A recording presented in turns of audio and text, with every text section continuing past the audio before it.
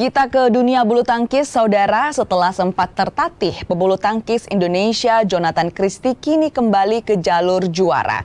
Jonathan bahkan telah meraih 3 gelar juara di tahun 2025 ini. Jonathan Christie telah kembali. Kata ini yang bisa disematkan pada pebulu tangkis tunggal putra Indonesia tersebut.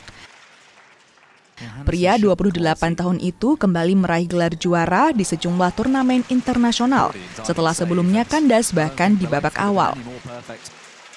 Yang terakhir, Jonathan Christie meraih gelar Halo Open 2025. Jonathan menumbangkan wakil Denmark Magnus Johannes 2 game langsung saat bertanding di Saarlandhell, Saarbrücken, Jerman 2 November 2025 lalu.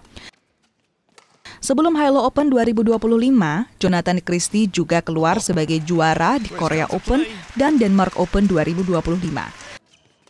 Sebelum bangkit, Jonathan sempat kewalahan di banyak turnamen.